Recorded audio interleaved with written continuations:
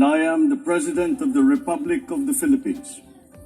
I stand today on behalf of 110 million Filipinos. Hello people, hello world and hello Philippines. It's me again guys, Let's Talk Vlog. Shout out sa lahat ng mga Marcos loyalists and supporters. Meron tayong upload videos, updates sa inyong mga kababayan. Kung natatandaan nyo mga besa, si Trillanes tinawag na traidor si dating Pangulong Duterte. Ngayon, maliwanag na sa taong bayan na si Duterte talaga yung traidor. Ano? Kasi ito. Ngayon mga kababayan, may respect po si Senator Ruben Padilla. No?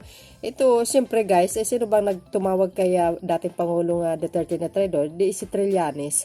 May video po tayo dyan. Kaya ito ang pinaalam ni Senator Ruben Padilla sa lahat. No?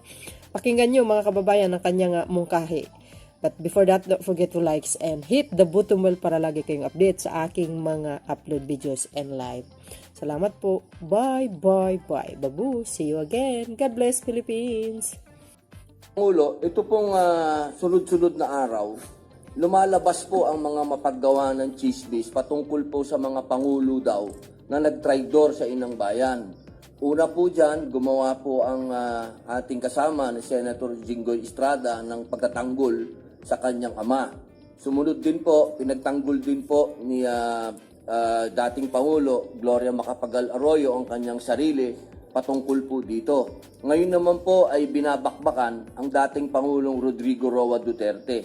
Nais ko lamang pong ipaalam na kahit kailan hindi po nagkaroon ng pag-uusap ang bansang Chino at ang Pangulong Rodrigo Roa Duterte patungkol po sa pag-aalis ng MV Sierra Madre diyan sa Ayungin Shoal.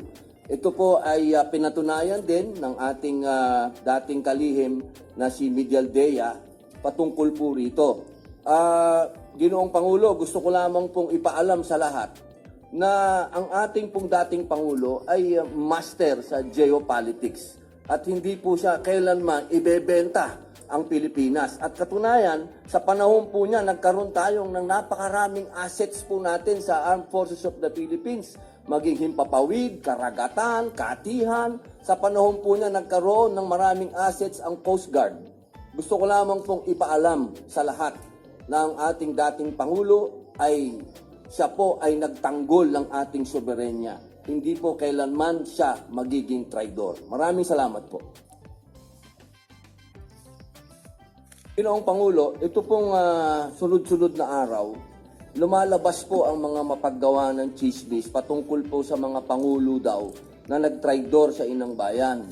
Una po dyan, gumawa po ang ating kasama ni Senator Jinggoy Estrada ng pagtatanggol sa kanyang ama.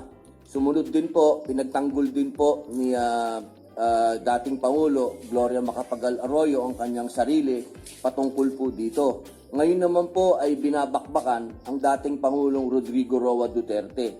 Nais ko lamang pong ipaalam na kahit kailan hindi po nagkaroon ng pag-uusap ang bansang Chino at ang Pangulong Rodrigo Roa Duterte patungkol po sa pag-aalis ng MV Sierra Madre diyan sa Ayungin Shoal. Ito po ay pinatunayan din ng ating dating kalihim na si Miguel Dea patungkol po rito.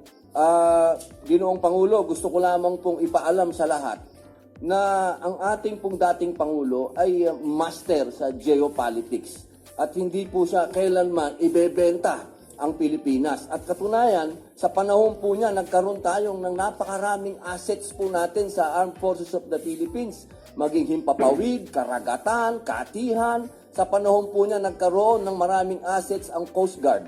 Gusto ko lamang pong ipaalam sa lahat na ang ating dating Pangulo ay siya po ay nagtanggol ng ating soberenya. Hindi po kailanman siya magiging traidor.